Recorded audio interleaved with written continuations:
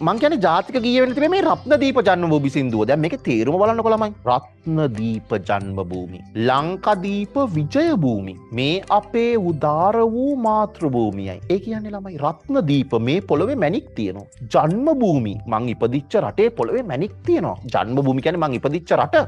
ලංකාදීප විජය භූමි කියන්නේ මේක ඉතා විජය කියන්නේ විජයග්‍රාහී බිමක් කියන එක. විජය රජුරෝම නෙමෙයි. මේ අපේ උදාර වූ මාතෘභූමියයි. කාටවත් සෙකන්ඩ් වෙච්ච જાතියක් නෙමෙයි අපි. දැන් මැණික් ගැන කියලා ඊගාවට කියනවා සාර වූ උදාර වූ මාතෘභූමිය. හරි සාරවත්. ඇත්තටමත් පුතේ අර තියෙනවනේ ඉවට දමන දඬුව වුවද යලි දලුදා පැලවේ. විසිකරන දණ්ඩක් වුණත් ළමයි පැලවෙනවනේ අපේ රටේ. නේද ළමයි? කවදාවත් අපි බඩගින්නේ මැරෙන්නේ නැහැ ළමයි. මඤ්ඤොක් කාලයක් හරි වත්තේ වවාගෙන අපිට ජීවත් වෙන්න පුළුවන්. කියනවා මැණික් හැදිච්ච විදිහ. මාණික්‍යසේ පොළෝ ගැබේ නිදාන වී. මැණික් වගේ මේ පොළොවේ මොනවාද දන්නවලුද පුතේ නිදාන වෙලා තියෙන්නේ? ඇත්තේ ඒ අභීත දූ පුතුන් ජාතියේ නාමයෙන් සංග්‍රාම භූමියේ ජීවිතේ පුදා හැලූ ලේ කඳයි. අපේ මුතුන් මිත්තෝ කාලකන්නි සුද්දන්ගෙන් මේ රට බේරගණ්ඩ කරපු යුද්ධෙදී ඒගොල්ලො මැරුණා. මැරිලා ඒගොල්ලොන්ගෙන් ගලා ගියපු ලේ තමයි මේ පොළොව ඇතුලේ මැණික් වෙලා තැන්පත් වුණේ. මාණික්‍යසේ පොළෝ ගැබේ නිදාන වී ඒ අභීත දූපුතුන් බය නැති එවුන් ජාතියේ නාමයෙන් අපේ රටේ ජාතිය නාමයෙන් සංග්‍රාම භූමියේ යුද්ධ බිමේ ජීවිතේ පුදා හැලූ ලේ කඳයි. මාර ලස්සනයි. මේක තමයි අපේ ජාති ගිය වෙන්න තිබ්බේ. ඒතර ළමයි අපි කවුරුත් රටට ද්‍රෝහි වෙන්නේ නැහැ. يعني අපි හිටන් මේ හිටගෙන ඉන්නේ අපේ මුතුන් මිත්තොන්ගේ ලේ තැම්පත් වෙච්ච රටක. මේක ජාති ගිය වුණා නම් කොහොමද? සින්දූපමාන වැව් තලා මතින් නැදී පත්ම රේණුයෙන් සුගන්ධ වී රන් කරල් නමා හමා සිත් ප්‍රබෝධ පුරා එන්නේ උන්හෙලූ ප්‍රාණවායුවයි. ළමයි වැව්වලින් එන හුළඟ ඒ හුළඟට මල් රේණුවල සුවඳ මිශ්‍ර වෙලා තියෙනවලු. ඒ සුවඳින්ම ඒ හුළඟින්ම රත්තරන් ගොයන් කරල් බිමට නැමෙනවලු. ඒවා දැක්කාම අපේ හිත ප්‍රබෝධ වෙනවලු. ඒ හුළඟ කියන්නේ මොකද්ද දන්නවද? එන්නේ උන්හෙලූ ප්‍රාණවායුවයි. ඒ හුළං හැදිලා තියෙන්නේ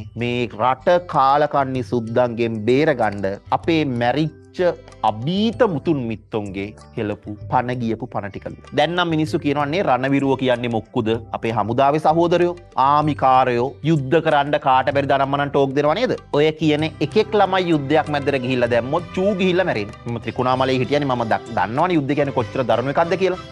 මේ පන්තියේ ඉන්නවනම් අම්මා තාත්තා හමුදාවේ පොලිසියේ අඩුම ගානේ ග්‍රාමාරක්ෂක සේවයේ හරි ඉන්න. ඕගොල්ලෝ හරි මේ රටේ වීරයන්ගේ ළමයි. කෝ බලන්න තාත්තා අම්මා හමුදාවේ පොලිසියේ එහෙම ඉන්න අය මම කියලා දාන්න බලන්න. වීරයන්ගේ ළමයි. ඒ කියන්නේ ළමයි සුද්දෝ විතරක් නෙමෙයි. කොටිත් එක්ක තිබ්බ යුද්ධෙදි පවා මේ රටේ මිනිස්සු බේරගන්න අපේ රණවිරුවෝ පණ යද්දි එයාලගේ ගියපු පණලු සින්දූපමාන වැව් තලා මතින් නැදී පත්ම රේණුයෙන් සුගන්ධ වී මල් රේණුවල මිශ්‍රයේ හුළඟ සුවඳ මිශ්‍ර රන් කරල් නමාහම රත්තරන් වී කරල් නමලා ඒව ඇදිලා එන්නේ. අපි ඒවා දැක්කහම සතුටු වෙන්නේ. සිත් ප්‍රබෝධයෙන් පුරා එන්නේ උන්හෙලූ ආයුවයි. කියන්නේ පුතේ රණවිරුවෙක් වෙනවා කියන එක ලේසි නෑ. මැරෙන්න යන ගමනක් කියලා දැනගෙන යන්න. හරිද? අනික පුතේ රණවිරුව යුද්ධ කරන්න ගියේ ඇත්තටම සල්ලි ඕන නිසා නෙමෙයි. කවුද කැමති පුතේ සල්ලි දෙනවා කියලා මැරෙන්න යන්න? ඒ රණවිරුවන්ගේ අම්මලා තාත්තලා කොච්චර වීරිය වෙන්න ඕනද නේ? විශේෂයෙන් අම්මා පුතාව යුද්ධයට යවන්න කැමති වෙනවා කියන්නේ. අර බත්තර මුල්ලේ තියෙනවා පුතේ අර මේ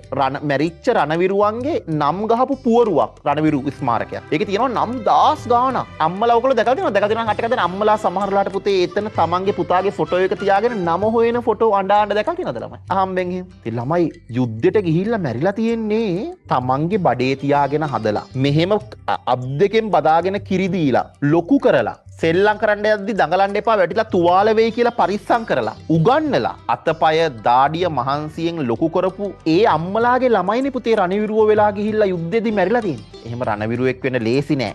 ගංගා තරංගරාව දී රිදී වනින් මල් පිපි කුලෙන් කුලේ හැපි ගංගා රැලි ගගහ රිදී පාට රිදී වනින් කියන්නේ රිදී වර්ණෙන් සද්දෙන් තරංග සද්දෙන් රිදී පාටින් මල් පිපි ගංගා දෙපැත්තේ මල් පිපිලා කුලෙන් කුලේ හැපි මල් පෙති එක එක හැප්පිලා ගායනා කරන්නේ ආකාශයේ නැගී මේ ගංගාවල ගෝසාව මල් පෙතිවල සබ්දෙත් එක්ක මේ ආකාශයෙන් ඇහෙන්නේ ගංගාවක් ගලද්දි වීරයන්ගේ ඒ යශෝ ගීතයයි ඒගොල්ලෝ මැරෙන වෙලාවේ ගයපු කෙඳිරිල්ල ඒක සතුටු කෙඳිරිල්ලක් වෙන්නත් පුළුවන් මොකද ඒගොල්ලෝ මැරෙන්නේ රට වෙනුවෙන් සටන් කරලා මේ සින්දුව හරියට ඇහුවොත් ඔයාලට ජීවිතේට රණවිරුවෙකුට ආමිකාරයා කියන්න හිතෙන්නේ නැහැ ජීවිතේට පොලිස් නිලධාරියෙකුට පොලිස්කාරයෙක් කියන්න හිතෙන්නේ නැහැ ඒ කාලේ යුද්ධ කරපු සහ තාමත් නේද ළමයි උගන්නන්න කලින් කවදා හරි දවසක මං ඉගෙනගෙන ලංකාවෙන් යන්න හිටියේ නෑ මම ඉගෙනගෙන ලංකාවෙම ඉන්නවා මේ රටේම මිනිස්සුන්ට සේවය කරනවා මම දියුණු වෙන්නේ මේ රට ඇතුළෙමයි මේ ලස්සන රට දාලා යන්නේ රට දාලා යන්නේ නෑ කියලා හිත වෙනස් වෙච්ච ළමයි කාට් එකක් දාන්න බලන්න රත්නදීප ජන්මභූමි ලංකාදීප විජයභූමි